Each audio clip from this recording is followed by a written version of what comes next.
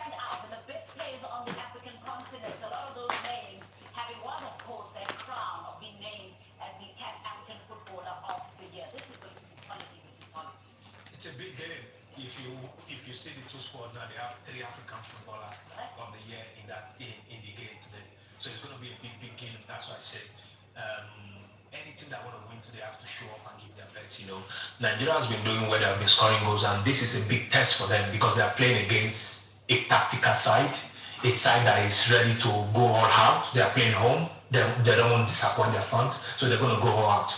And Morocco again are playing against the best attack in the tournament, scoring 14 goals. It's not easy, so it's going to be a test for them. So if they can keep the Nigerian strikers quiet, then they have a chance. But if not, they're going on to that. Yeah. It seems like both teams, Nigeria as well as Morocco, are going to have to really overcome a big mental block. For Nigeria, obviously the fact that they've got to prove themselves as African giants once again. But for Morocco, it's a fifth AFCON semi-final appearance, but it's been such a long wait for them to lift that crown. The last time that they hosted, 1988, that was when they previously, of course, reach the finals of the Africa Cup of Nations as the host. So there's a lot that mentally both these sides are going to have to overcome tonight.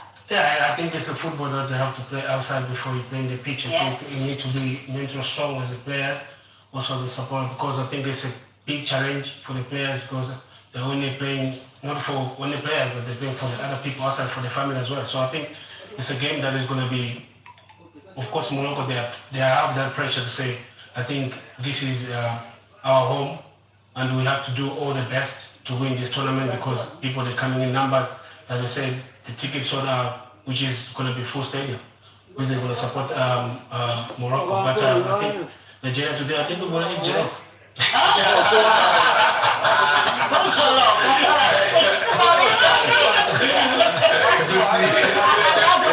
Saying that in this encounter there was football that was played before they even got to the venue. I love that. Very aptly put. Let's remind you about our poll that we've been running throughout the day, where we're asking you whom you think stands out as the player of the tournament so far, the Total Energies Africa Cup of Nations. And we were keeping tabs of the toll. Look at that. Of course, for me, he deserves it because he's been doing well. I think the only person that can come slightly close is Brahim Diaz, because he's the top scorer in the tournament. But Lukman has done so well so far and he's still doing well. And today again, I have to see him and Diaz, who is going to come out on top today. Then we can start going deep. Who is going to be the player of the tournament? So far, you, the fans of the beautiful game, loving Lukman. He is running away with it so far in the fan poll. Let's see how things are going to progress. Continue to place your votes. All right, let's take a break and then we continue with our build-up before kick-off out in Rabat. So the countdown continues.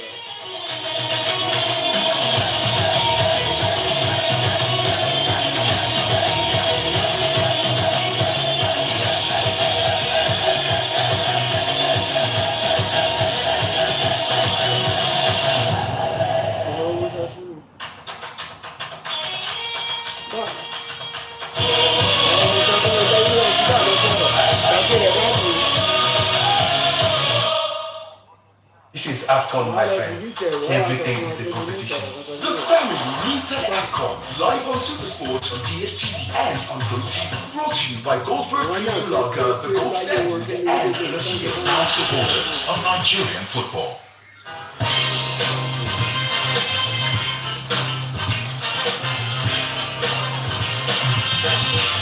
Oga, you really sweat. Why you sweat? Why did you say now bet 24?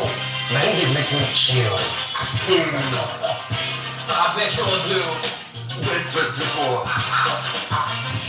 Bet 24, redefining the game.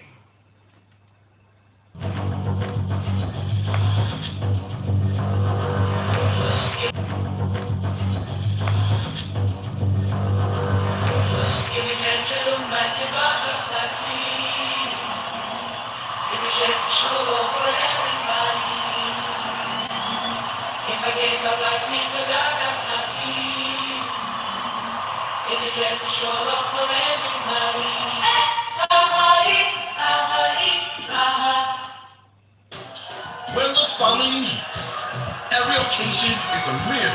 That's why we're giving you the family meal. Every after moment is now a reaction that settles the score in every family group. Get all the after meals in one place. Scan here. Back in 63, young nature with nourishment, staying there. Every day. I enjoy the new tasty, creamy and nourishing Fan Yogo drinking yogurt. Go for delicious plain or strawberry Fan Yogo. Fan Yogo, original Nigeria yogurt. Fan Yogo is a proud sponsor of the Africa Cup of Nations 2025.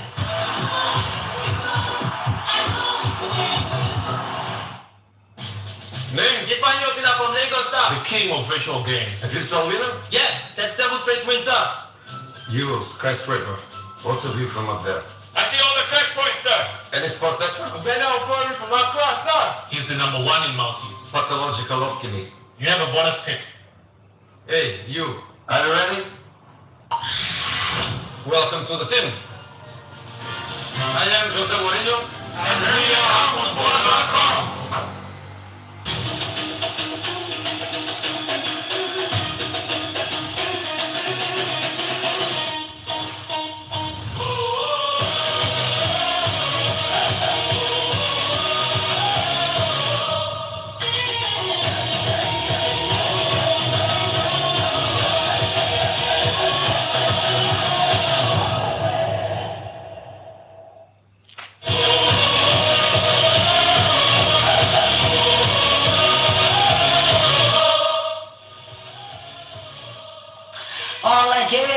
Morocco meeting for a 12th time, major competition. It is the semi-finals of the Total Energies Africa Cup of Nations going down in Rabat. A lot of quality in both these sides. We're going to break it down a little bit more and talk about some of these standout players so far in the competition. And it's literally like a pick of the pick.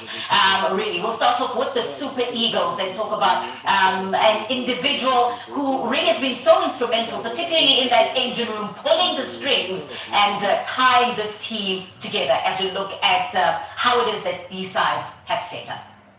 Yeah, when you talk about the Nigerian side, the front three of Osimhen, Lookman and Adams come to mind, but I think in the midfield, very instrumental is Alex Iwobi. I think there was always a doubt of is he good enough, isn't he good enough? I think he's answered that question more than enough in this tournament. Statistically wise, he's made 69 forward passes and he's created, I think, 28 chances. It's like a deep line playmaker. And alongside the likes of Ndidi and alongside Onyeka, he's really brought the front three alive there. Igalo? Yeah, he's one of our best players in this tournament because people always see Osimhen and Lookman because they score goals. But you don't see, before the pass come to Lookman and Osimhen, he always start behind. And I like the role Iwobi is playing. It's free role. He comes sometimes to the left back, sometimes to the right to get the ball, and he play all those deep cut passes and all that. He's a very intelligent player. Before the ball comes to him, he already know what he wants to do. So he's one of our best players in this tournament. But people don't say it much because he's not scoring goals. Yeah, he's not scoring goals, but people have been seeing just how instrumental he is in this team, and he seems to be playing the football of his life, like the best football of his life currently. Like we said, I think football is a team. It's not a one-man sport, but it's a team. As a player, is a very key player in the team, which is creating all these things. As much as people they see only who score goals, but when the goals created, that Iwobi is one of the player that they have done a lot. If I'm me as a striker, as I play as a striker, if I play candidate of player like this one, even in end of the season I'll even score 50 goals because he knows how to break the line. He knows how to break the line. Say one pass, two passes, and he's very smart. He knows that okay, my team to win. The business is there by the goalpost, so he knows how to feed Osimhen and the rest of the strikers. Yeah, and we spoke about that commanding presence as well in the back. When you've got a teammate like Bassi, such a commanding presence, there's that synergy between these players. Yeah, Bassi is no nonsense defender, and for me, if not the best defender in this tournament, is one of the best because he's been doing well. He go hard, he challenge, he runs and all that, and he played almost all the games in this tournament. You understand? So for me, it's a standard, but it's going to be a big test for him today because he's going to be playing against a Kabi that is good on the hair, is fast, and he can shoot, he can score goals. So if he can keep a Kabi quiet today, they have chance. Now we spoke about a standout player as well in the lineup for Morocco. He's part of the poll, as the poll that we're asking as to the top player so far in the tournament. It has to be Diaz. I mean, he's been sensational so far. I think it's an unpredictable player which is playing with both feet. So I think it's very hard for the defenders to understand which side is going to go. And it's a player that is making that team to create chances and getting a lot of fouls because you don't know which side is going to go. He's both foot, and he's been a top player.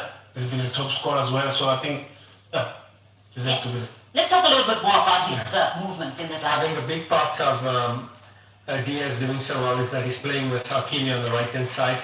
I think if we look at some of the highlights, he can score, as Mango mentioned. He can take you on the left-hand side, he can take you on the right-hand side. He takes up good positions. His space and his low center of gravity and his ability to turn from left and right is very difficult for defenders to manage. And Igalo just mentioned Bassi, and he'll be operating between Bassi and Onyemachi. So they're going to have to be at the wits end. They're going to have to double up against him every time he gets the ball because not only can he create, he can score as well. And he's the leading scorer of this tournament so far with 5.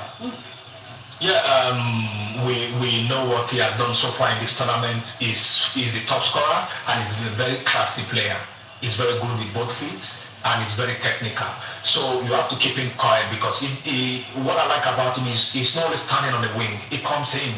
Sometimes he will come deep, even to the middle of the park to get the ball and play. When he knows when he's on the line, the ball is not coming. He will come into the middle, take the ball and start playing again. Then we'll go forward. He's a very intelligent player, and they have to keep him quiet today because he has shown that he's one of the best because he's the highest goal scorer in the tournament so far. All right, let's do a deeper dive here and see tactically how it is that these two teams are actually going to play. Now we want to show the probable movement of these players, and we'll start off with the Super Eagles.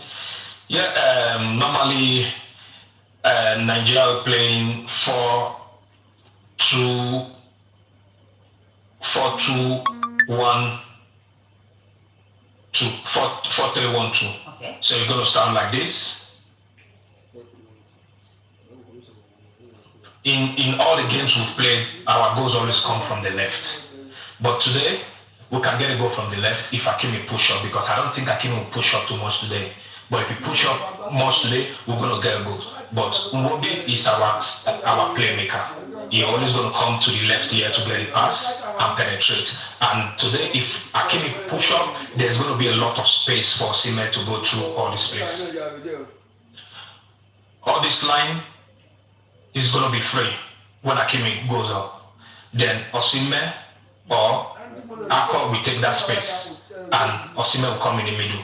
Lookman is everywhere. He's always scanning for the ball. When you see the way Iwobi is connecting in this game, you know that they understand each other. And today, Oyedika will move forward. Sometimes he play like 7, and sometimes he go inside. Some will always run behind this line, this pack. But today, Bruno will not go too much because of Hakimi. Hakimi don't play like right back. Hakimi play like a right winger. So it's going to be difficult for Bruno to push up today. If he push up today, it's going to be difficult for him because Hakimi and Brahimi in that place is very dangerous. So they have to watch that pack and make sure they close that place. If Nigeria want to win today, they have to take their chances and shoot and bring crosses, because we've seen all the games when crosses come in the box, especially from this left side, 2-3 crosses, I'm 100% certain Osimhen will get one goal. Oh, okay, all right. Let's talk a little bit more about that attacking powers. And I don't know. Let's talk Lookman, for example. Yeah, just to add on to that, you mentioned Lookman and how he operates in the middle of the park there. He creates all the space for Osimhen. Osimhen is such a clever striker, and you can attest to this, is that he plays on the shoulder of the defenders, and he sneaks away to the far post undetected. So it's very difficult. So they're going to have to choose between Agued and Masina, who's going to stay with Osimhen, because when the play is on the side and it's going to come inside, you cannot pass on your striker. Yeah. You have to stay with him. So I think this is where he brings Osimhen. He's been prolific, not only, maybe not scoring the most goals, 4 goals, 20 shots in this entire tournament, but what he brings is makes defenders uncomfortable. They concentrate when he's around, and because the attention is on him, you have the likes of Lookman and the likes of Adams that can now come to the fore. Yeah, I think it's going to be Lookman is a very key player for the team, because he's a player that creates all the space as a number 10. But I think today Osimhen, we know, is a player that is always stick to the box. But I think Adam is a player that I think is going to be more involved with the defender, because people are going to focus more on these two defenders. They're going to focus more on Osimhen, which is other player, which is like manage those chances and break those lines. We see, Lookman is always doing that, playing as a number 10 breaking line, which is most of the time they expect as a striker that they're marking back. They forget the spaces that which is the guys they need to occupy. Yeah, always knowing that in back, very solid. So now, let's talk Morocco. Okay, tactically how it is that they're going to be set. Yeah, solid indeed. I just want to dive in here, and I just want to elaborate on what you mentioned about Hakimi and Diaz on this right-hand side. Kudus will be further forward. So we're in the middle of the park there. It's going to need Mazraoui. They're going to have to choose, because Mazraoui is also a defender that does make his way up and down this flank on the left-hand side. But we know Hakimi is going to be operating in this area. it's going to ask these three defenders to stay here for the West defense. They cannot both be going up at the same time because they're going to be eaten alive by the Nigerian side if I just bring them in here. Very quickly. This is where Adams will enjoy that. So it's important for those three at the back, Mazraoui, Masina, Aguero, to keep their shape, because if they do start making their way there and find Hakimi further up the pitch, they then need to shuffle across and then save that defensively, because without a doubt this will be two teams that will be coming at each other and the spaces will be open, and how you're going to recover and have a race defense is going to be of utmost importance. This one as well, you know, has been absolutely unbelievable. Another talismanic player for Morocco since he's been back. Sometimes you ask yourself a question, if this player is a defender or is a striker, because the way he's playing, the way the assist goes, and he's always involved in attacking. So I think today Nigeria also will have that opportunity to say, because he's always on the ball. And it's a team that they're going to try to force, I think, first 10 minutes, 20 minutes to get a goal as quick as can. As long as Nigeria, they keep compact on that 15, 20 minutes, they won't win the game again. You go up front, yeah. We don't need to ask where this individual plays. Yeah, he has done so well in this tournament, and he's a very good goal scorer. And he's not only scoring goals, he's working for the team. He defends well, he fights on area balls and all that. That's why I say Bassi is going to be on his feet today. Ajayi is going to be on his feet today. If they want to keep this team quiet not to win this game, they have to be on their best today, because they are playing against a more tactical side, a more attacking side. And this Kali will give them run for their money. Just the same what Sima is going to be doing on the other side, he was going to be doing in Nigeria defense. So they have to keep him quiet if they want to win today's game. Now, all eyes on this encounter. And earlier on, we saw our colleague Chisholm. Where is Chisholm? Exactly in Lagos. Chisholm is in Lagos, and I remember that place we used to watch game there. It's like a marketplace when Nigeria is playing. Like, it's crazy. If you're there, you don't hear anything. Like, everybody's talking about the game and all. I believe that place is filled up now. People drinking, enjoying. I just pray Nigeria win today, because it's going to be a disaster if Nigeria don't win today. Because imagine people coming out and expecting Nigeria to win, and I want Nigeria to win today, because that place is going to be crazy. Let's check in with Chisholm and see if it is now at to capacity ahead of kickoff. Well, we need an update, Chisholm. Well, Carol, you've had the fans here. The African Giants are about to take on the Atlas Lions. The African Giants being, of course, the Super Eagles of Joey Gallo. You understand exactly what it feels like. Unlike the other guys in the studio, you know what it means to win the AFCON, so you know what it means to Nigerians when the Super Eagles stand a chance to win the AFCON. And right here at the viewing center, everybody is very excited. Everybody is anticipating something massive for the Super Eagles today. But let me ask you, Jay, what do you think of this team? How massive has it been for them, their performances? This has been fantastic, man, and it's been a long time coming, man. We are called Super Eagles for something. I know how Eagles want when they are hunting. They just lock their eye on their prey, and then they never let go. That's how these Eagles have been. They are strong tactically, technically, and physically. So we're sure that this is going to be a great match for the Super Eagles. Yeah, he is trying to be a great game, but I mean, Morocco has been talking, saying they will beat us, and they beat the Super Eagles just like that. That's not possible. We are giants of Africa. We are bringing it to after 2026. All Nigeria, you can say it's putting on JJ Okocha. I came here to come and support Nigeria. We are bringing it to definitely. And I will ask you as well, who has been that player for you? Who's going to make the difference today? Osimhen, Osimhen can't play now. You know why? Osimhen, put that ball. You will not end up beside that. That's AP now. That's what it will be. And everybody's been talking about Alex Iwobi. This is the first time I've heard people talk about this young man. But what do you think of Alex, and what do you expect tonight? So one thing is, Iwobi is extraordinarily perfect in whatever he does, right? And this is what I want them to do. They are lions or whatever they are, but wherever the eagle's eyes is, the lion's eyes can never get there. And let them know that We didn't come this far just to come this far. We're coming this far to get the trophy. Up Nigeria, Super Eagles to the final and to carry the trophy. Okay, I'm going to ask everybody now the scoreline. What's the scoreline? 3-1. I think it's going to be 2-0. Okay. I'm going for 2-1 or 3-1. Okay. I'm supporting him 2-1. Well, you've heard it 2-1 here.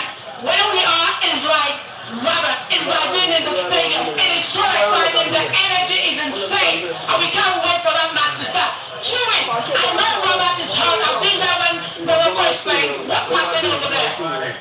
Behind me, some of you know it as the stadium, while others know it as the kitchen. Which team is about to get cooked? Nigeria, who claim to be the best in the West, or Morocco, who claim to be the kings in the North? Well, the fans were quite vocal about this one.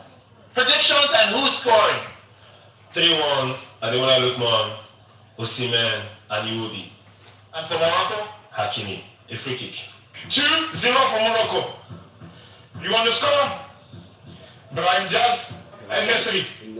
2-1 Morocco. Who scored? Osimhen from Nigeria, Hakimi first goal of the Afghan, and Brahim Jazz, of course. 2-0, bro. 2-0. 2-0. Osimhen Lookman. We are going to win 1-0. Nigeria 1, Morocco 0. 3 for Morocco and 1 for Nigeria. Me, my score is 4 for Morocco and 2 for Nigeria. Who's going to score your goals? Brahim Jazz. 3 goals for Brahim Jazz. 2 from Brahim Jazz and 2 Hakimi. Got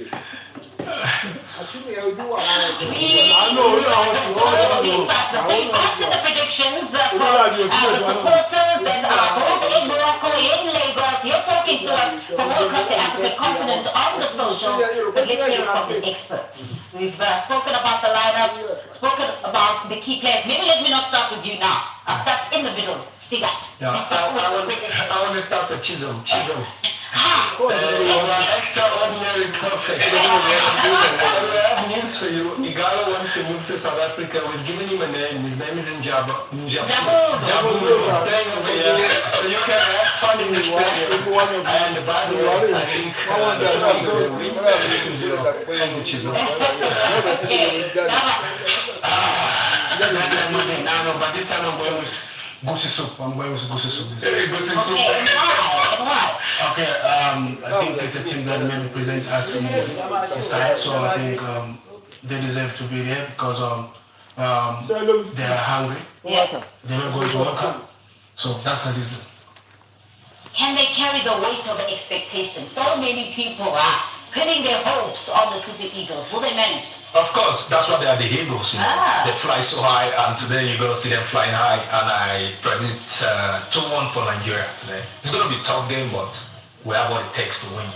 Love it. I love it. All right, this is it. The stage is set. Now, all that's left is for a whistle to blow and the game to ensue. The fans are there. It is sold out. It is packed. The entire continent is watching. We are live on HD right here on the World of Champions. This is the home of the Total Energies Africa Cup of Nations. We're join Senegal in the final, but it's time for us to find out. Here we go. La famille s'est réunie.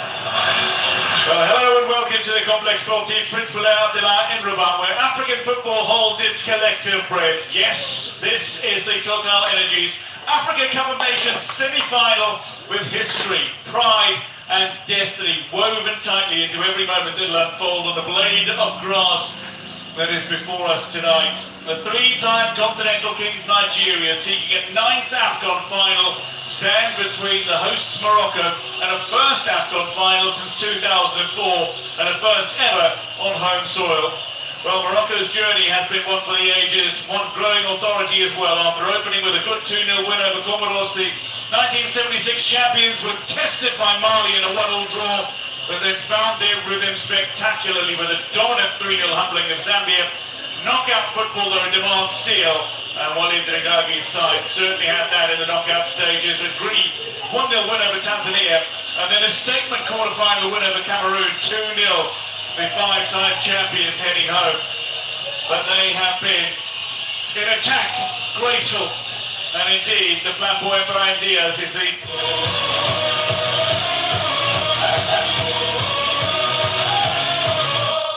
Here, we are known for our sense of service. It's all about finding ways to support you. Day after day, doing everything we can to be useful and providing energy in all its forms. Everywhere, every time, all across the continent.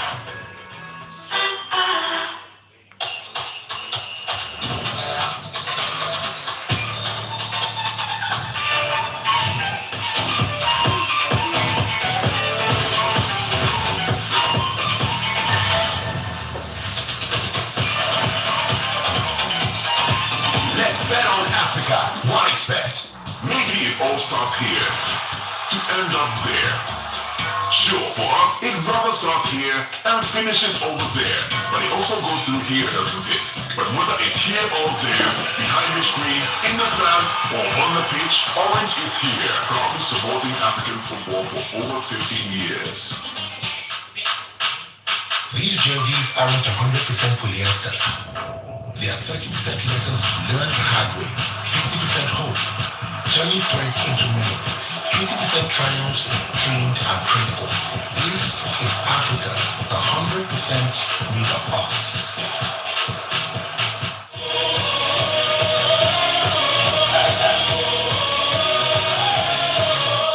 Well built and well made out. It's not by mistake that they've played 23 games without losing.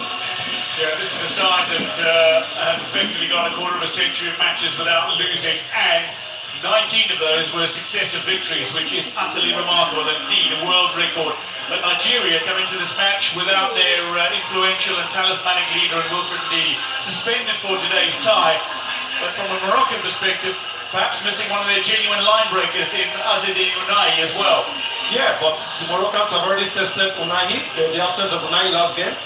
Nigeria yet to do that, but that notwithstanding, the player coming in for Didi, Onyedika, is equally good. He's a very solid player. He showed it in the last game of the group stages. Where not only did he play well, but he ended up scoring 2 goals. So Nigeria is super equipped. Every position you seem to have 2 viable players capable of producing for this country. That's right. I mean, Morocco only have 3 different goal scorers in this tournament. Nigeria have 4 scorers that have multiple goals and 7 different goal scorers in this tournament. I mean, Nigeria, you mentioned the word prolific, and indeed that is so accurate to describe this side, because they're on the verge of doing something that no other team has done, and that's to score 17 in the tournament. They've got 14 at the moment, 2 games left. And it's certainly something that they'll be aiming for. The record at 16 set by Cote d'Ivoire in 2008. Well, the way the Nigerians are playing now, that is how the Nigerians are built to play. When they dominated African football, that is how Nigeria played. That means they come at you, they impose their will on you, they try to stop you from playing, they play, they are fast, they got athletic players, they got players who are creative, who can take on one-on-one. So this is how they play. But they are coming against the Moroccan team that is capable of adapting this game. They can change tactically all of a sudden, like we saw against Cameroon. And say what you like, Morocco have just not conceded from open play in nearly a year of international football. As the camp anthem sounds, the teams make their way out onto this magnificently manicured pitch here in Rabat, the capital city. It's capital action. It's a marquee match. This could very well be the final. Alas, it is not. And the narrative sharpens. Can the Super Eagles spoil the Atlas Lions' dream on Moroccan soil? A Nigeria victory here would be an absolute statement to the continent, a statement to the world. The stakes seem existential, though, when you consider what it might mean for Morocco to be led into the final on home soil. This is one you do not want to miss. And we'll take you through all the action with a man who's been here and done it all before in Sunday Elise. But as the sides are lined up out on the pitch, either side of the match officials, let's pause for the national anthems.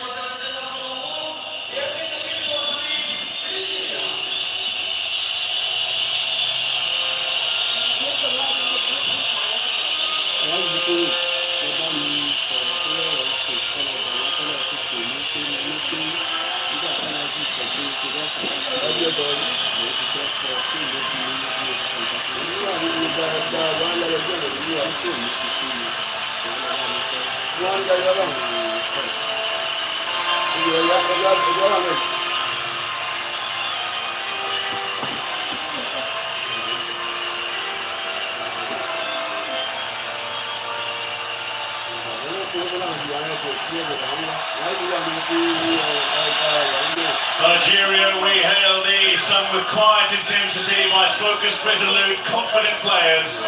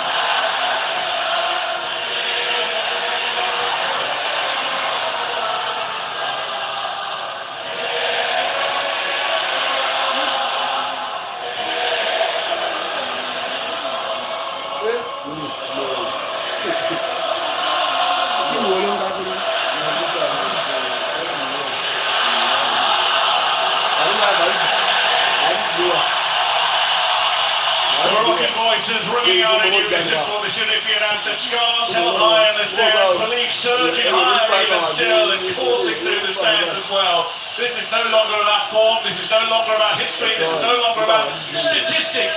It's about nerve, it's about clarity and who can handle the moment, in the moment, when the noise peaks and the pressure heightens. Well, a quick meet and greet from the respective players as they look to take their positions for their photographs. Let's take a look at these lineups. Stemmen Babali is in goal for Super Eagles. He's on a yellow card and in danger of missing the next fixture. The back line remains unchanged. Lusay down the right, Bruno down the left, and Ajay and Bassi in central positions. Onyeka and Iwobi starting midfield with Onyedika just alongside him. Lukman, Adams and Osimhen will be the data men to watch. Onyedika's the one change though. He comes in for the suspended Wilfred Neely, the captain missing and unavailable for today's tie. But you look at the quality of their front line. It's Future on the left, and indeed two of the last three African footballers of the year alongside him in Osimhen and Lukman. What do you make of this lineup? Well, it's a bit confusing because in reality Onyedika is not going to be ahead of these two. Onyedika is going to be deep down, but it's going to be three midfielders in there, and they're going to need every one of them doing their best because the Moroccans are very solid in the midfield. So the Nigerians are going to need to be connected on the midfield. Well, this really is a clash of contrasting styles. Morocco and Nigeria both having posed for pre-match photographs. Under the watchful eye of, amongst others, the President of the Confederation of African Football, Dr. Patrice Motsepe, alongside him as the first Vice President of Morocco, who was in lecture. Victor Osimhen with the captain's armband and a warm embrace for Achraf Hakimi. Today's match will be refereed by Ghana, Daniel Laria, Zakele Sewela, South African Soro Paxwalo, Lesotho, who are the two assistant today's time. This is a quality set of match officials for this marquee match. Not very often do you have two best African players of the year. That's a fair point. Amina top of South Africa is in charge of the VAR room, which also sees Haitem Gurat involved, the Tunisian. Morocco are unchanged from the side that started the 2-0 victory over Cameroon in the quarter-final. Yassine Bono stays in goal. Masina holds his place in central defence alongside Aguerd, with Mazraoui and Hakimi starting in wide positions. In the Rockville, that's Al-Ainoui who will be playing actually in that holding midfield role. Isal Zuli will be playing out the wide left position. But Bilal Al-Khanous, Saibari will be pushing forward. Bilal Al-Khanous will be dropping a little deeper to help out Al-Ainoui as required. But the target man is Al-Kabi, and the man who will be creating the magic undoubtedly is Brahim Diaz. What do you make of this lineup? Well, this is a very impressive one. Well, this is lineup we've become used to. But I think the key for this team, like we all know, is going to be Brahim Diaz. He's the one that sets the attack, he makes it go. But I think it is important for us to take a note here that what will decide how the Moroccans will play. Let's have a look at Hakimi. The way he animates this game today, he's looking fitter. Is he going to be going up front more to create superiority in midfield? That is something that we should be looking out for. Plenty to look out for. This is belief against ambition. It's home comfort against hardened experience, and a match that could define legacies of individuals and of countries. The mask goes on, the warrior mentality kicks in, and this match is about to get underway. One match to decide who moves one step closer to continental glory. It has all the ingredients of a classic. The 38-year-old Ghanaian referee Daniel Ilaria gets us underway in this semi-final tie. Nigeria turn out in white with green trim against the home side Morocco, who are in red with green shorts for today's encounter. On the face of it, this is a classic.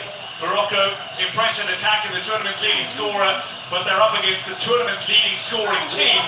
14 goals in just 5 matches. Morocco, though, tournament's best defence. 1 goal conceded, 4 clean sheets, and Bono will be very heavily involved in that Moroccan goal, you suspect, as Brahim Diaz looks for a touch. Moved forward by Iwobi, and Osimhen gets an early chance to chase. On the face of this, so many aspects to discuss, but let's talk about what it takes to win a semi-final, Sandro Elise. Well, the first thing you have to do is not important who plays the most beautiful football here. You should play for the result. That's what decides really in semi-finals. If you don't play semi-finals, you go to win them. It's a battle deluxe as well between the coaches. Eric Schell, the 48-year-old Ivorian-born Franco-Malian coach who took Mali to the quarterfinals of the last Africa Cup of Nations before they lost heartbreakingly. And the final moments of their quarter-final tie to the eventual champions, while up against him is Walid Nagabi, the man that's transformed Moroccan football and transfixed audiences with his captivating play. Again, and Messina playing in central defence. How critical will their role be today against that dangerous, pronged attack that includes Victor Osimhen? Well, the Nigerians, as expected, are putting more pressure on the opposition, forcing them, not allowing them to play from the back.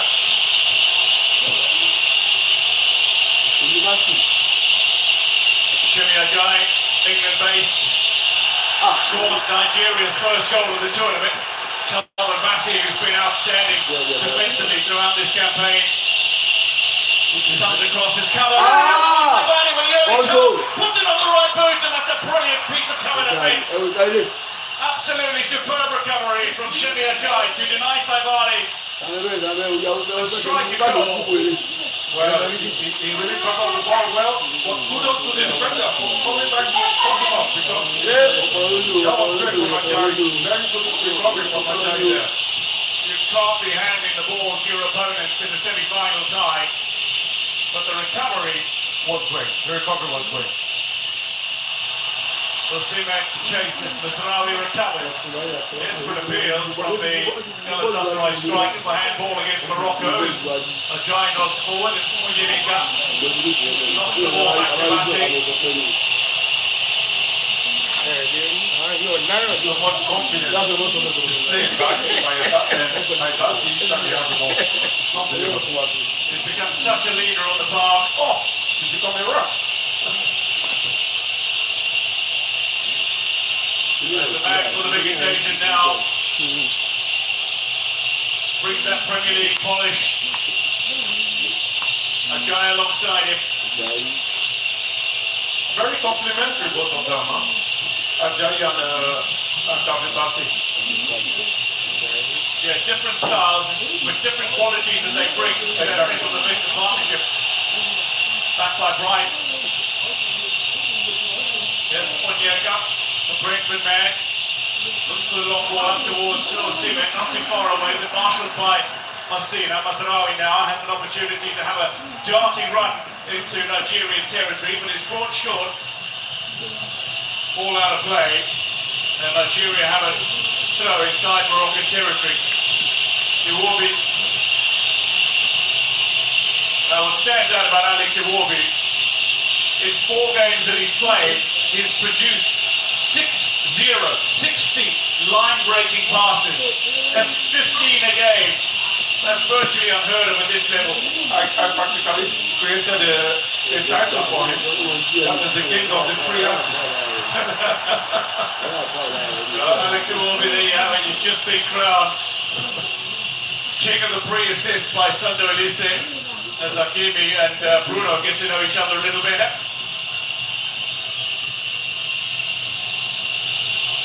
There's Iwobi. Some of his no-look passes have been utterly spectacular. His assists have been standout. Here's Osai. Keeps it in play. Lovely ball inside. Onyeka. Space for Lukman. Osai goes for the run with his ship in it. And Marshall, eventually the free kick goes the way of Morocco. Quality interplay, working the triangles here. Oh, that is perfect third-man run by the Nigerians. But also, very good defending by the Moroccans. They cut off of the man running in it.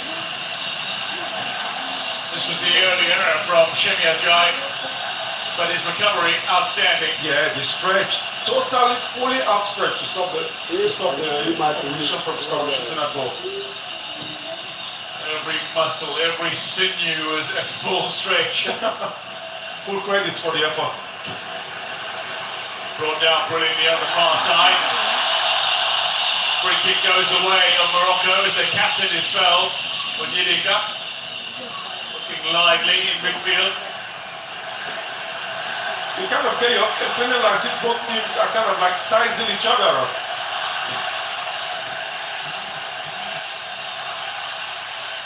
Yeah, there's an element of caution, but it's out of respect more than anything else. Yeah, they're better because so far they've shown to be the 2 best teams in the competition so far. Well, Walid Regragui, appointed in August 2022, achieved the unthinkable. A top 4 place in the World Cup. Here his side is again in the top 4 of the African Cup of Nations, seeking a first title in 50 years. And they can do it on home soil if they get past Nigeria. Well, what is most impressive is the way he changed the way the team plays. You know, they were not playing like this at the last World Cup. They were playing more defensive, more pragmatic. Now you see them, you know, possession oriented. Now they take the fight to you. But they've also managed to adapt themselves to their opponents. The way they played against Tanzania, for example, is very different to the way they played against Zambia and Cameroon. Yeah. They kind of like, that's what makes the solid team. The fact that you can vary your playing style, that's best. That makes you unpredictable. But in all fairness, the Nigerians can do that too. In all fairness, Tanzania was the team that tested both of these sides the best at this tournament. Until now, perhaps. Brahim Diaz wants to get involved. Maybe a little comeback opportunity here. Calvin Bassey will clear for Nigeria. No genuine danger. It's very important for the Moroccans to get Hakimi and Diaz into the game, and it's very important for the Nigerians to stop both of them from getting into the game. There's Ozuli, the other combination on the opposite flank for Morocco. There's Ozuli, back inside to Saibani, who can fire from range, looks for a pocket of space. Here's El Khanous out wide. Brahim Diaz bursts into the area, cuts inside, fires, and wide, only just. But that's the kind of magic the Real Madrid man can produce. Looking lively now, rousing the crowd. Look at the first touch. The first touch already. Oh, great movement. Ooh, that is not this very far. Well struck.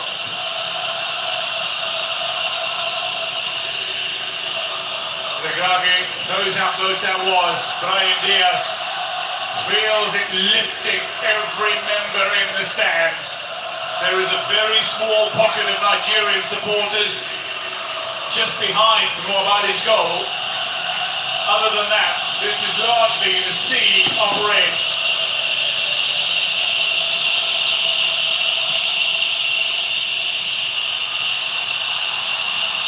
Communication needed to be clear. Osimhen steps in, claims possession. Iwobi now looks for the ball. Looks to the outlet, eventually down. Play on to the referee. It's a 3-on-3 potentially. Brahim Diaz now looks for the return ball to Al-Ghani. Gets it. Back to Brahim Diaz. Drills it in. Bassi has it under control. And danger averted again for Nigeria. Masina down after contact with Osimhen. And now West African referee wants to work with the West African team captain. Well, Osimhen is. That was a very good goal. From Daniel Nilane of Ghana, the FIFA official for almost a dozen years now. When they know he has position. As 10 minutes comes up on the stadium clock, goalless it remains in this semi-final tie. I can tell you the winner of this match goes on to face Senegal in the final here on Sunday evening. The team that loses tonight will face Egypt in the third place playoff. Believe me, both teams are not thinking of that now. They're thinking of this encounter because they respect each other so much. Yeah, it's about being present, it's about being in the moment, it's about producing under pressure and turning purpose into promise, into performance. A little touch. Akko Rams. Well, one thing about this Nigerian team is that they don't need too many chances to score. And that's where the danger comes in.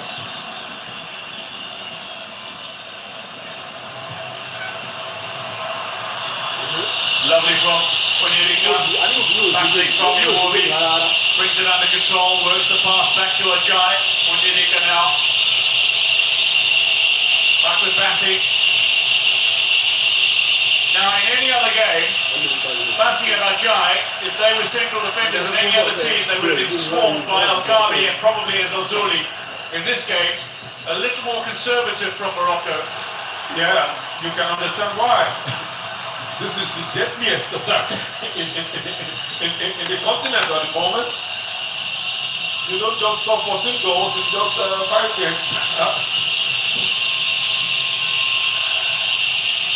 In fact, only one of the team has scored more goals in a 5-match spell at the Africa Cup of Nations, and that was Zambia in 1996. They scored 15 in their last 5 games of the tournament, after opening with a goalless draw. Impressive, no?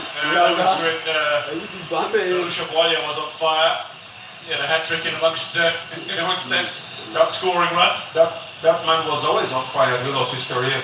Yeah. Italy don't have fond memories of him at the Olympic Games. I was at the receiving end also in 94. We're fortunate to win anyway. Great player. Absolute legend of African football. Dinkalu. And right now, it's the Kingdom of Morocco who take on Nigeria. Throw in Nigeria.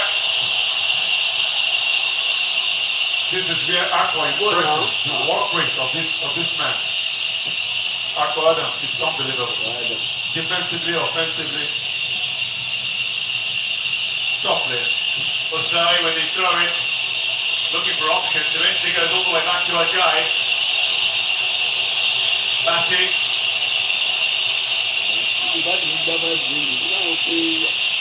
If you think about his story, for 3 years Calvin Bassi tried to find a team in England. He was constantly rejected by top teams. He considered giving up. And you look at it now, and you cannot believe that is his backstory. It will be out wide. Bruno. It will be again. Lukman. Jaman. Lukman. Bruno parries it to safety. First target. The first shot on target in the semi-final tie. Bruno stays forward. Calvin Bassey.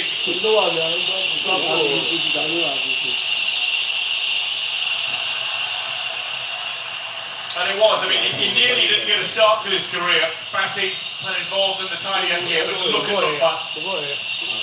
This is exceptional. The first touch, for me, the most important touch in football, already gets him in the position to strike. Algeria's first shot at the Moroccan goal, and it's on target.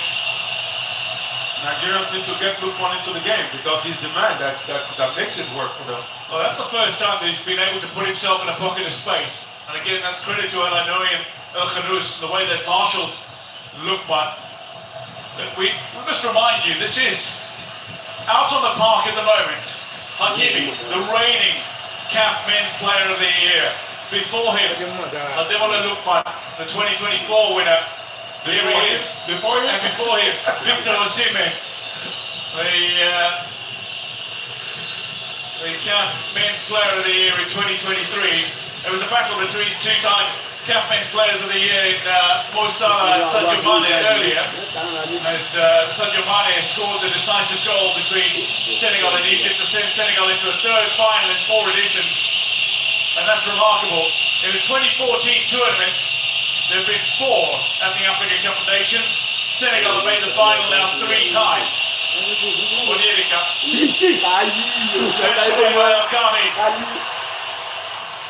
Brian Diaz in a very central role to claim possession. Bilal Khanous with the pass back into Alain Nouri, eventually out wide towards Azuli, back with Mazraoui, who finds Massina. Again, is alongside him, but Hakimi's got space.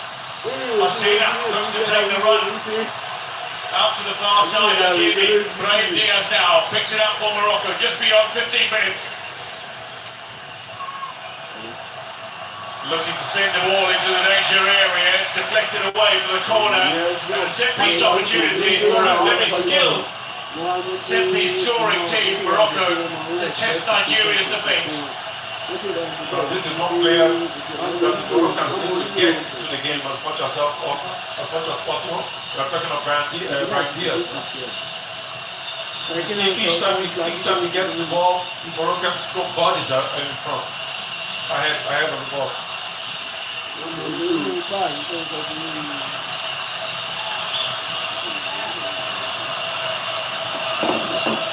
From the corner, the tournament head forward. Massina, who is well familiar with Osimhen from Osimhen's time in Italy.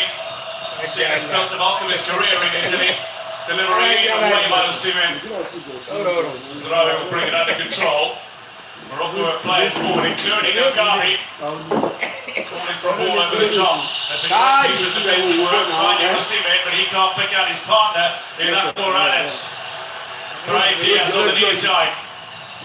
There's Azuli. Back to Brahim Diaz, Alain Nouri now. Mazraoui, the Manchester United man. Hakimi under pressure on Lukman. Sabani gets involved as well. Akami wanted it, nicely read by Bruno. And the counter-attack is on. Transition ball here, Nigeria throw. Lukman in possession, looks to feed it back inside. And eventually work back towards Bono, who sends it downfield, but Sabani brings it under control. Under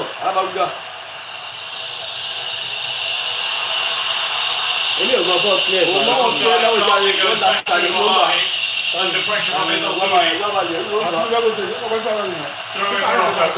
Wanting to put it on both sides. They are not letting each other play. The Moroccans are very much aware of the strength of the Nigerians. Look at this. Very much aware of the strength of the Nigerians, and they don't let them play, they double up. And the Nigerians are very much aware of the strength of the Moroccans, so they are tightening up the game, which is quite impressive. Sabani goes lateral. Hakimi, first touches, absolutely crisp. El Khanous Brian Diaz.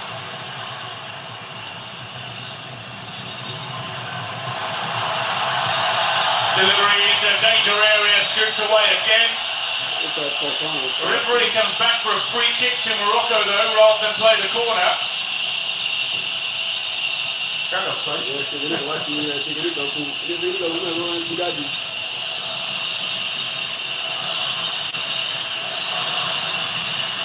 it was a foul. Took the man. Catching the heel of Hakimi, the man who's approaching 100 international appearances in his only 27. Ashraf Hakimi. Now imagine if he plays up to 37, what's going to happen? Of these days, he's got an engine room, he really does. Started more matches in his club side PSG than any other player last season, as they claimed 3 titles and played in the FIFA Club World Cup final as well. He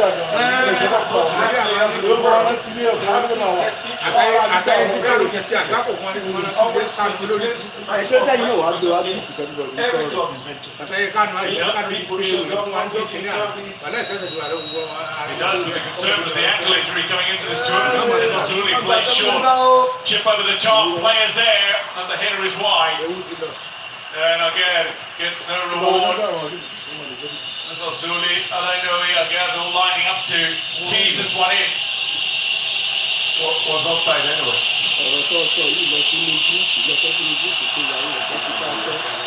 Saibani brings it back under control. Basina now.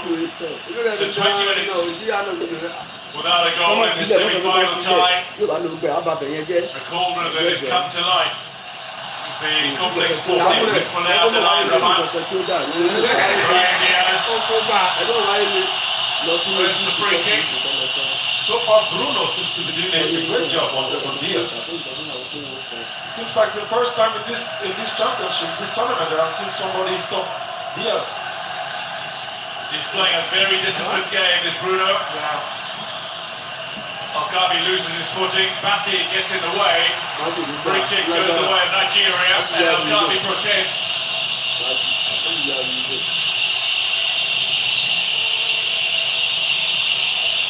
Really, do you see anybody put the rock down? I mean, Bassi here. Oh, that was a strike. That was a strike to the right. Right leg there. Once again, this strike by Lukman. Everything was well done up. Position of the head to keep the ball low. Excellent positioning from the goalkeeper, Yassi Bono though. Sometimes with a wet surface you can get a slightly awkward bounce. But perfect balance. When you cut back to Ajay, here's Bassi now. Forward again as Bassi look to go forward. El Khanous finds Mazraoui. Mazraoui, thought about going. And she up towards Brian Diaz. Bruno puts in the big scoop and sees the ball out to safety. Beautiful ball control by Diaz there, but this one, but Bruno did not let him. Outlet. Even though he won't move.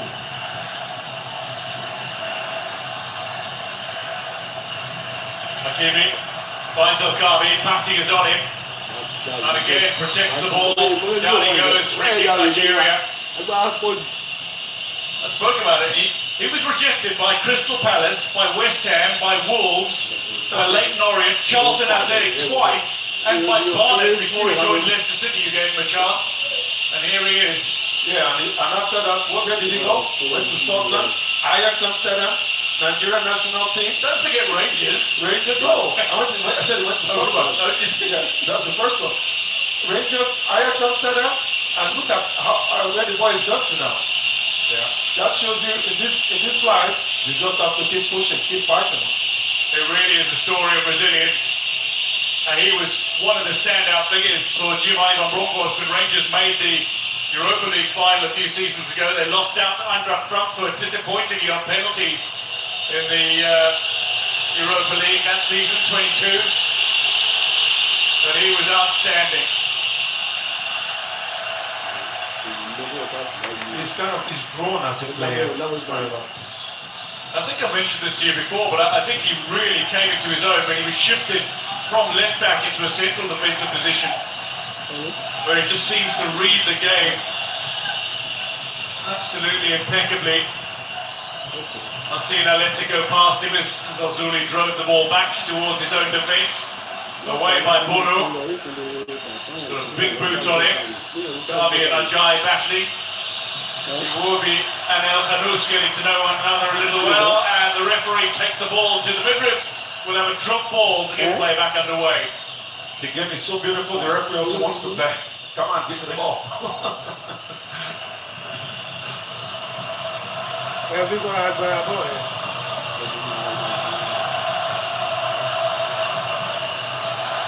Morocco with a perfect record in qualifying against Nigeria with a perfect record in this tournament. Two genuine giants of the bowling game.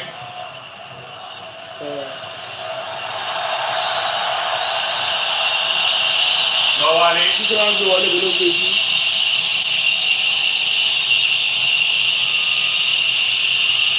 Both teams have really been impressive this tournament also. Really. They've dominated. Roman Saiz among those watching on. Possession favouring Morocco slightly through 25 minutes, but not dominating. Well, they have in front of them Nigeria. So when you play with Nigerians, you play with caution also, and the Nigerians are doing the same. There's passing. Working run forward, finds Iwobi. Bruno staying a little further forward. Onyedika's not too far ahead of Iwobi, but it's Ajayi he goes to. Akor. Now an opportunity for him to show his exquisite touches, movement, and perhaps even his powerful finishes as well. Iwobi. Akor broke left when Iwobi passed right. That's really been the case in this tournament so far. Well, Usai, you saw for just a moment, he stayed high, loves getting forward, he's got great energy, he provides so much width for Nigeria down the right. Bruno looking to do that down the left as well. He's marshalled Brahim Diaz rather well today.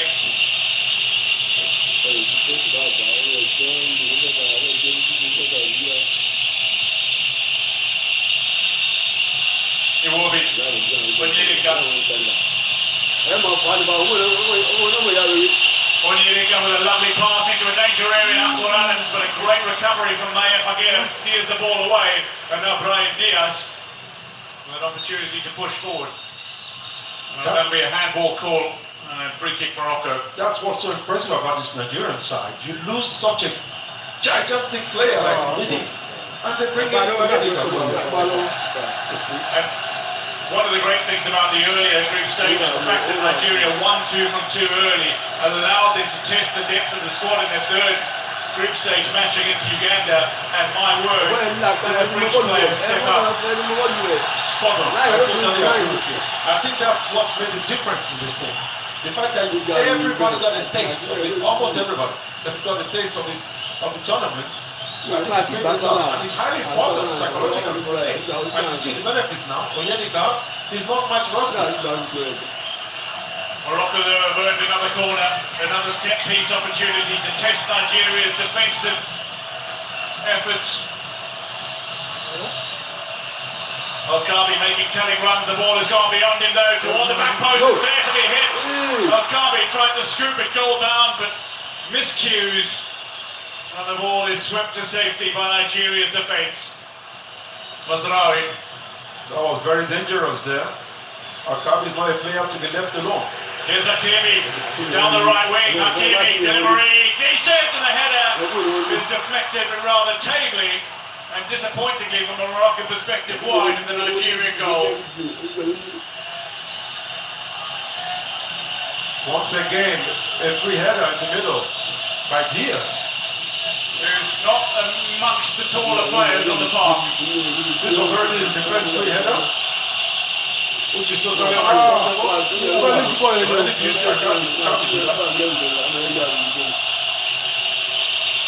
So Morocco with 2 decent opportunities in the last couple of minutes. Nigeria showing some genuine impetus going forward in the minutes prior to that though.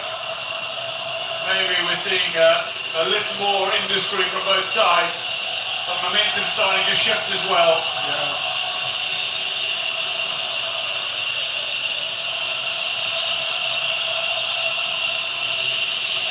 Bassi, Onyedika. Shivya Jai.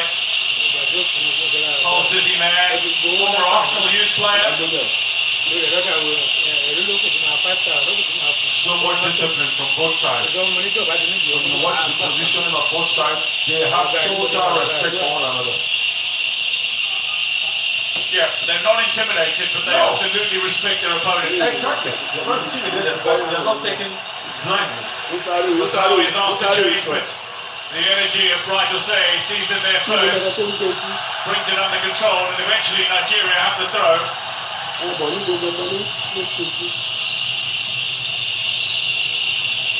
Bassi, back with Ajayi. Bassi again, here's Bruno, Onyemaichi.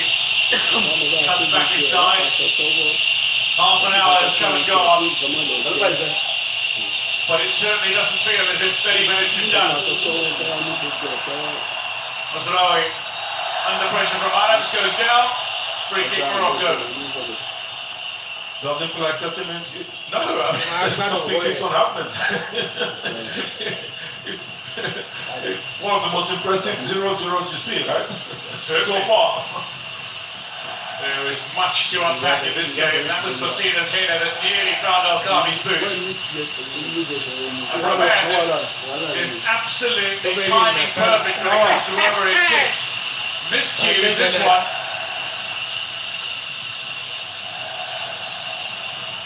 Quite unexpected. Mazraoui from the set piece, looking to find Al-Kami. Header away from Ajayi. What is impressive in both teams? The defensive network. Impressive. Now you understand why they're both here. Why they could get this far. Chants of encouragement were hushed slightly by Nigeria's attacking promise. But now the thunderclap is beginning to go around Rabat. Ball back into space. Hakimi will bring it under control. Bono is calling for it. Will receive from his captain. Again, under pressure from Osimhen. Iwobi gets a little touch on Hakimi's ball. Osimhen now in with a chance. Square, Lukman is there, but Basina wins the ball. Onyedika with a touchback. Claims possession for Nigeria.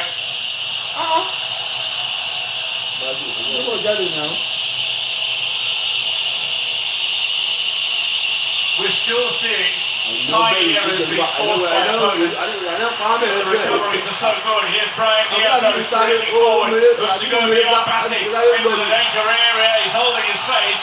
And the referee says free kick Morocco outside the area. And this is bad news for Calvin Bassi because that means he will miss the... Calvin Bassi with a yellow card means he's suspended for Nigeria's last game, whether it's third place or the final. But there was a pulling of his shirt first before that.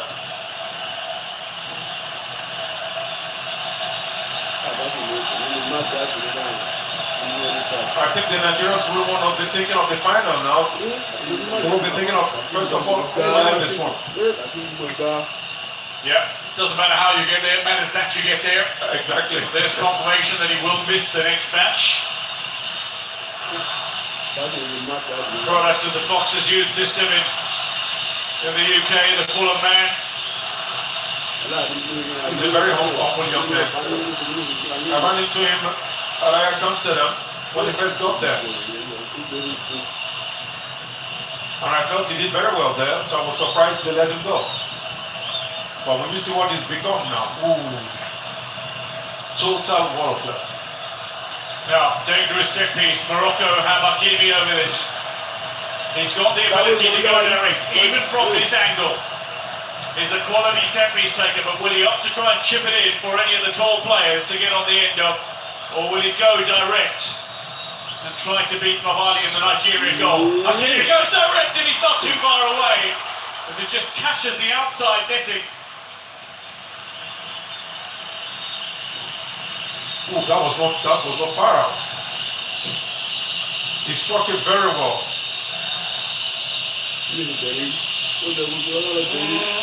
I think the Nigeria could do better with the ball there. I was just about to say, I thought I was to get out of my head. Yeah. It's lively in Rabat. The roar from the Rabat crowd. They are doing everything to be the 12th man for the Moroccans. Up by Masina, but not clear. Look back, cutback is good, and Nagerd is there as a rescue man. Onyeka with a touch, forward by Mazraoui, and now the chase forward. Onyeka goes across to try and cut out the run from Azuli, and he does enough to steer the ball out of play for a throw-in. Great defending, the way Onyeka read that, and both of the lines. The passing line, that was very, very well played. Azuli is down, but the referee says free kick Morocco. Taken quickly by Saibani. Azuli is down and holding on to his thigh, it seems, or his left knee. Morocco brought this ball in very quickly in an attempt to catch Nigeria with momentum against them. I thought he's having pains from like a slip. Coupled with the striking up. Looks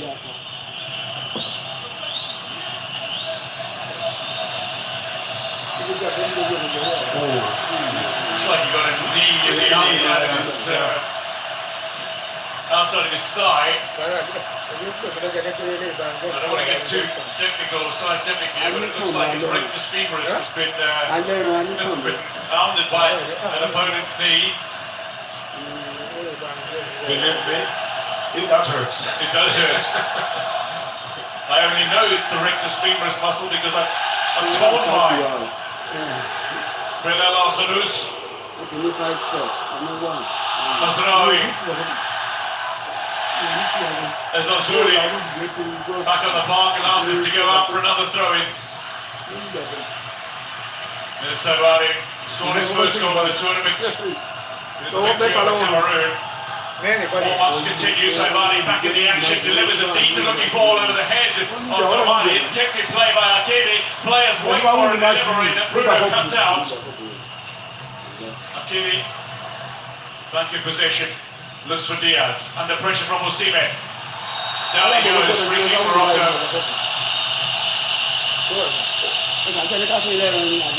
It's taken quickly again, Hakimi delivery, close to him, who looked a little undecided as to whether or not he would catch it or punch it.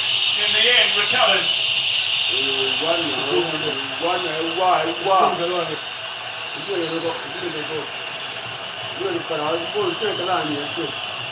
Referee stopped the game. I think some technical issue there with the referees. It looks like the communication system might have a little problem. Samuel Oigunda, the 39-year-old Rwandan who's been a FIFA official for nearly a decade, got another look at this free kick. Genuinely not too far away. Well struck. Very well struck. Deep in it and loving the goal, but at the same time, the way the wall broke off helped him a bit. Cell phone lights are on. That's causing this wonderful candlelight effect all throughout the stadium. One match from the final. This is the moment. It's not been a chaotic semi-final. It's been absolutely packed with quality. Well, we expected that because we're not just talking about anything. We're talking about arguably two of the best teams in the competition so far. As Ozuli wanted the flick on, it's reached Okabi under pressure from Bassi. He just placed Brian Diaz. Morocco search forward. 4 players in attack. It's left for the man at the back post, Saibani. His first touch lets him down, and Morocco's chance is gone. Looking to revive it here. Saibani back in the area. Saibani! Brilliant save from Nomali. Saibani took it in with his right, shifted it to his left, smacked it powerfully, but Nomali well positioned down into his right. Safety. Saibani keeps it alive again as Ozuli now. Morocco with some intensity, providing impetus. And now a moment for Nigeria to breathe. A moment for Africa to breathe. Oh, big bump from Lukman. Well, he lined that up. And I know he's back to the front of it. Well, this was that was another job, no? Oh, that's another look at Saibani's effort. For quality play from Saibani. Excellent. Great positioning from Nomali on this occasion as well.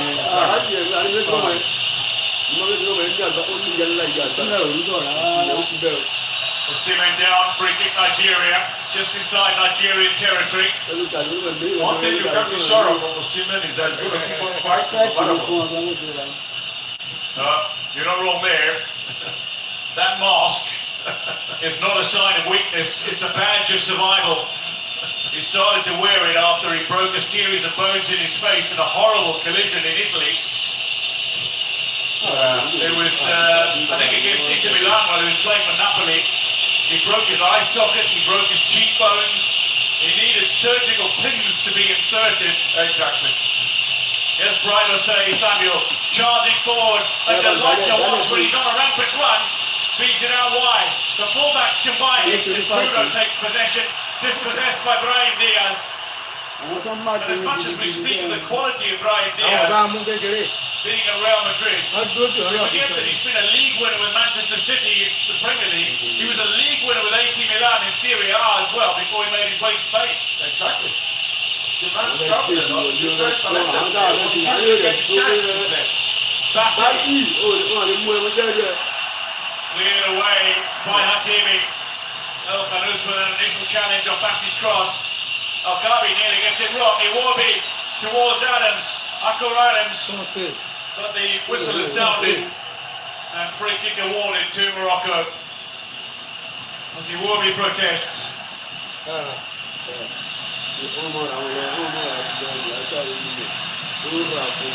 Oh, ball to hand, no? A clear foul, I think. Well, we're coming up towards half-time now. There has been so much to get into.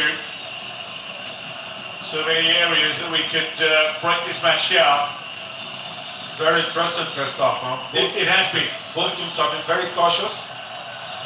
And this is one where you're not going to be looking at the possession stats and saying, oh, one side is dominating the other, or looking at the number of crosses and thinking that something similar. But what have you read from what we've seen so far? I mean, neither team is precisely where they want to be. They don't have the goal, but they would both feel they've got positives to digest in the change room at half-time, you feel? No, like I said earlier before the game, when the game started, was that semi-finals, you don't play to be the best team on the pitch. You play to win it. Because the title is nearby. So that reason now, I don't think anybody's going to be worried about statistics, ball possession, how many chances you've gotten. That doesn't matter.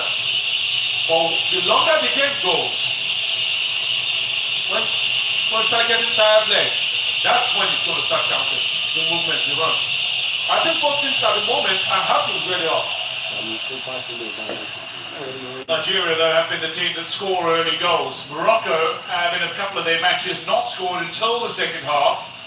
We're looking at two different situations here. Nigeria scores a lot, Morocco concedes almost never.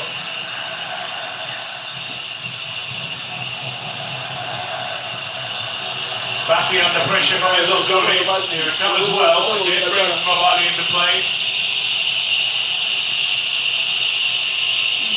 Calvin Bassi.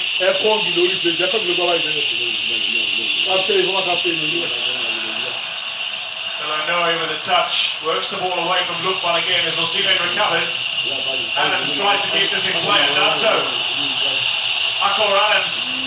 Well read by Delanoe again. Workers on this backup team just on your position. They're making it difficult for both teams to find that decisive pass.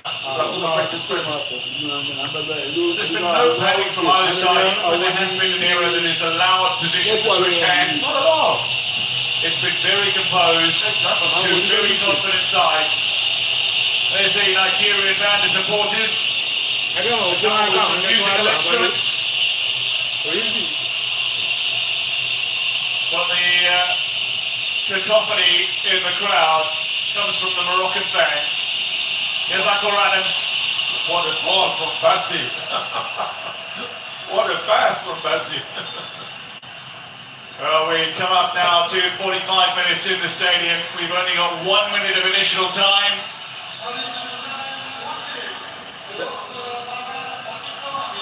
That says it all. Additional time, 1 minute. No delays.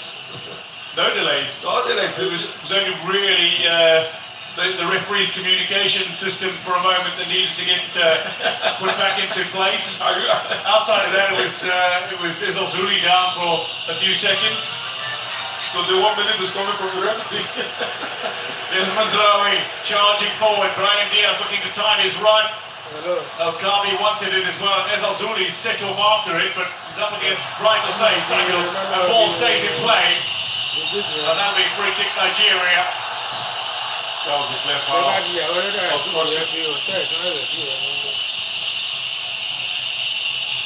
We're seeing battle of the wings here on the left side and on the right side.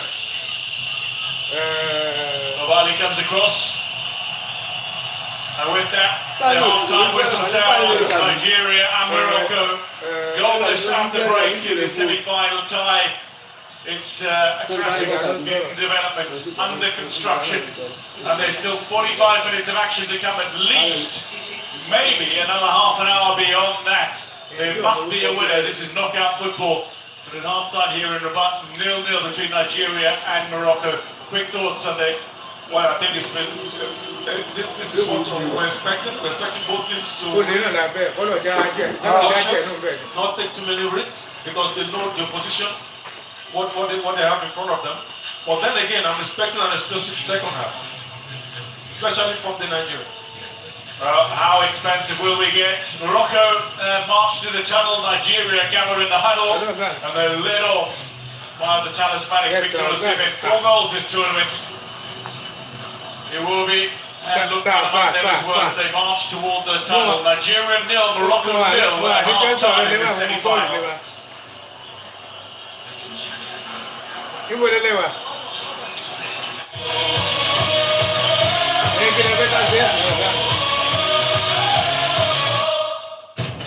in culture, driven by connection. These stories flow between continents, leading a new generation of talent and opportunity. Africa and Europe, together we rise.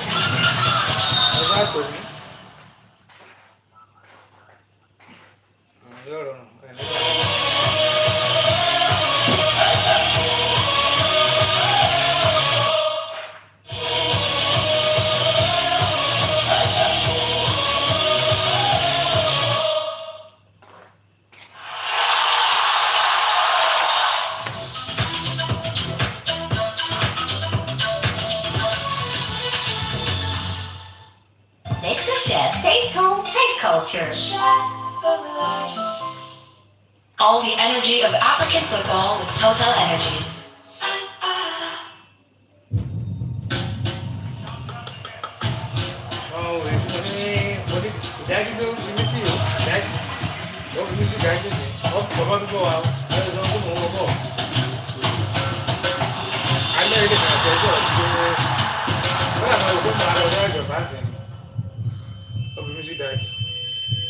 Are you here?